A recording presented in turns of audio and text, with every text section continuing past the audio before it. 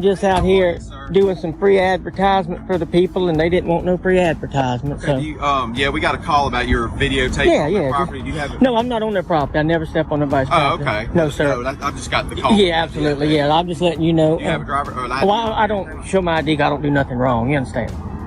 I'm filming in public, giving people free advertisement, and they approach me. And if you could just tell them that I'm not doing anything wrong, and but you weren't on the property. No, sir. I'm very careful not to do that. I'll pull GIS surveys, and been doing this a long time. What are you videoing for, if you don't mind me asking? First Amendment, protected activity. Just doing like free advertisement. Do you live around here? Are you from here? I'm not from around here. Most people know me. I do this. I go around and show people right from wrong from right, and when they say they call the police, I don't leave. Yeah, just checking on it. Yeah. But you were never on the property. No, I'm very close. Never ever to do that. Matter of fact, as far as I was right there at the edge of the curtilage, the GIS survey starts. Okay, if you can just explain to them. Welcome back to the channel.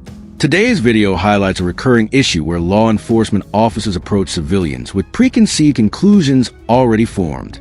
From the very beginning, this encounter demonstrates how facts and evidence are often ignored in favor of a narrative that justifies authority. The officer responds to a complaint without independently verifying the situation, immediately positioning the civilian as suspicious.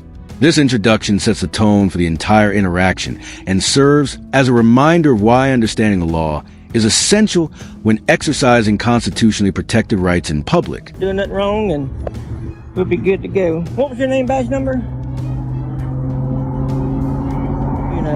That's how you can tell, because Georgia Power can't come on your property unless. Hey, buddy, you doing all right? Good to see you. What's your name, badge number? Deputy Waters. Waters, okay. 94524. Sweet, man. Just out doing public photography, looking around, giving some free advertisement, and I didn't want to leave when they called the police on me. Okay. Well, what is it that you're looking for? Free advertisement. Just giving people free advertisement. Taking video, taking pictures in public. Our rights were so important. They made the First Amendment the first one instead of, so if you don't exercise your rights, they're going to go away, and that's just all I'm doing. Been doing it a while. Yeah, well, when you're on private property. Well, I never, I'll be honest with you. I got the GIS survey, their property line starts. I was telling him, you got the curtilage, you got the center line, then you count, I think, 23 feet back. And then the best way to do it is go by the telephone poles. No telephone poles is going to be on private property. So anytime you get your... No, I stand right there on that curtilage. Yeah, as far as I go, man. Been doing this a long time. I know right from wrong, right. That's what I try to teach people. Now, I walked all the way down this road, and I got a lot of good phone numbers. They might get some phone calls. They might... The individual calmly explains that he is filming from a public area and has taken deliberate steps to avoid private property. He references surveys, property boundaries, and long-standing experience engaging in public photography. Despite this clarity, the officer continues questioning intent rather than legality, a tactic frequently used to pressure citizens into compliance. The civilian remains composed, emphasizing that filming in public is a First Amendment protected activity and that providing identification is not required when no crime has been committed. Say, man, good job, and if you need some paint and body work, but just people here just don't believe in the First Amendment. And I told them what I was doing. What did they say to you when it came out? Get out of here. We don't want you here. You might be trying to steal something. Get off my property. And I explained to him where I was, and then I come over here on this side, wait on him, and then be on my way. Okay. Yeah, that's what I do, man. I do this all over the place, Right. Having fun, taking pictures. I mean, look, you got a Nova, you got a Firebird old as me and you. Who wouldn't want to see that? That's going to get a lot of people to watch it, All right. Well, y'all be safe. Well, just hang tight for me for a minute. Okay. Did you give him some ID? I don't have to do that. That's another thing I was explaining to him. Unless I've broken the law, you don't have to ID in the state of Georgia. Am I being detained? Well, for the moment, yes. For what crime? Until we find out what's going on. To what crime am I being committed? We were called because you were on their property. Right, and he determined I wasn't. Okay. Hang tight. Just a minute, we'll get you out of here. Am I being detained for an unlawful reason? Yes or no? Right now, you're being detained because you were on their property, and we're trying to find out what's going on. Okay, and I can prove that I wasn't on their property, and they can't prove that I was. Or, there again, issue me a trespass, I'll be on my way. As the conversation continues, the officer begins shifting the justification for the stop, moving from property concerns to vague investigative reasoning. This change exposes a common pattern where officers attempt to retroactively justify detentions. The civilian challenges this logic directly, repeatedly asking what specific crime he is suspected of committing. When no clear answer provided, it becomes evident that the detention lacks lawful foundation, escalating the situation from a simple inquiry into a constitutional issue. And then we'll go to court, but, this ain't my first rodeo. Can I get a supervisor? Yes, sir. Unless I'm not being detained, I'm free to go, I'll leave. Stay here for a second.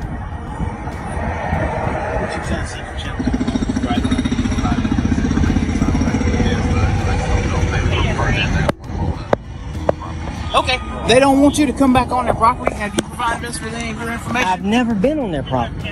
Okay, well, it's private property. I've never been on their property. Hang on. Okay, If they advise us they don't want you on your property, that's fine. we're going to tell you that you can't go on their property. That's fine. Okay, can I see your ID, You please? don't have to have my ID Okay, to issue a trespass. Yes, sir, I do. I need to. If you're under threat of arrest, I'll give my ID. I'm with the supervisor, so y'all won't get in trouble. Okay. Okay. Oh, careful. Holy crap. We just so we can document it. We just want to. I understand that, but why would you violate my rights? That's my Fourth Amendment right. They're violating my First Amendment. All we got a call. We had to respond. Right. The officer proceeds to detain the individual, admitting it is being done merely to find out what's going on. This admission underscores a serious misunderstanding of constitutional law, as detentions require reasonable, articulable suspicion of a crime. The civilian asserts his Fourth Amendment rights and requests a supervisor, pointing out that a trespass warning does not legally require identification. His calm insistence contrasts sharply with the officer's unwillingness to investigate objectively or review available evidence. But I didn't call you. But they're stating you were on their property. That's why I went and talked to them. They said that because when I walked back over, you were standing on their property. No, I was standing right there. No, you were standing in the parking lot. I'm telling you what I saw. Now, what happens when we go to court? Well, let's say I sue you, I sue them, we go to court and find out I wasn't there, and you lose your qualified immunity because you didn't investigate. Investigating would be, okay, turn the camera off, show me you wasn't on their property from start to finish, and you're free to go. Why haven't you said that? You're taking their word for it. I can prove mine, they can't prove theirs. Morning, sir. How are you? What was your name and badge number, sir? Sure, it's Staff Sergeant Johnson, 93159. Hey, Johnson. I was explaining to them, I'm out here exercising my rights, First Amendment right. Private property starts about 1.2 foot on the other side of that telephone pole per government document survey. Anyway, I did my homework. I'm down here. During the extended detention, the civilian explains how a proper investigation could easily resolve the matter, including reviewing recorded footage showing he never entered private property. Instead, the officer relies solely on the business owner's claim, refusing to verify facts independently. This refusal raises concerns about qualified immunity and accountability, as the civilian warns that ignoring evidence and violating rights could have serious legal consequences. The interaction highlights the dangers of blind trust in accusations without corroboration. Give some people free advertisement. They called the police to me.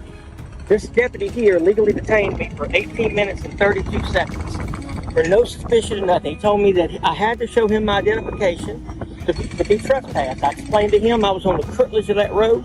Right there, their property starts at the front tire of that VW. And I'm trying to exercise my rights. Both of them gentlemen stood in a auditorium or courthouse with their hand on a Bible, and they swore an oath to protect my civil rights. Yes, sir. He's wanting my Fourth Amendment violated, he's wanting my First Amendment violated, and they called the police to me and lied. I got 28 minutes of video that shows me doing exactly what I'm doing right now on public property, exercising my right as an American. And any time that you go on their property? No, sir. I'll look. He knows exactly who I am. Which one? To the left. Okay. And I told him I'm gonna file a formal complaint on him. And y'all have never, ever had a problem with Columbia County. Right.